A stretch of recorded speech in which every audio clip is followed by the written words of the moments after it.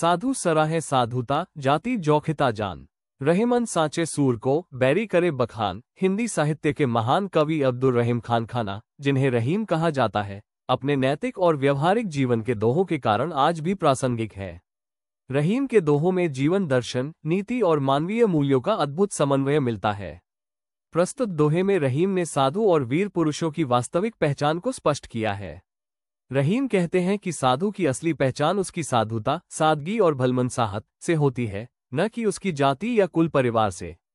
उसी प्रकार सच्चे वीर की पहचान उसके मित्र नहीं, बल्कि उसके शत्रु करते हैं, क्योंकि यदि उसका शत्रु भी उसकी वीरता को मान्यता देता है, तभी उसकी बहादुरी सच्ची और निर्विवाद कही जा सकती है। साधु की महानता जाति या वंश से नहीं आंकी जाती। उसके आचरण, उसके कर्म और उसकी उदारता से ही लोग उसकी सराहना करते हैं। रहीम ये संकेत देते हैं कि बाहरी आडंबर या जन्म से नहीं, बल्कि गुणों से साधु की पहचान होती है। सच्चे वीर की शौर्य गाथा उसके विरोधी भी स्वीकार करते हैं। यदि शत्रु भी किसी की वीरता की प्रशंसा करने लगे, तो समझना चाहिए कि वह वीर वास्तव में महान है। रहीम यहाँ बताते हैं कि वास्तविक योग्यता को छिपाया नहीं जा सकता, वह मित्र और शत्रु दोनों की जुबान से प्रकट हो ही जाती है। व्यक्ति का मूल्यांकन जाति, कुल या बाहरी पहचान से नहीं, बल्कि उसके गुणों से होना चाहिए।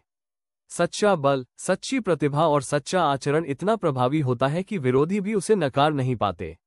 समाज को चाहिए कि वो आडंबर से ऊपर उठकर गुण और कर्म को ही सर्वोच्च मानक माने।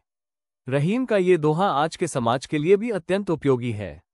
जब जाति, वंश और बाहरी दिखावे के आधार पर लोगों का मूल्यांकन किया जाता है, तब रहीम का ये संदेश हमें याद दिलाता है कि वास्तविक सम्मान और पहचान सदैव गुणों और कर्मों से ही प्राप्त होती है।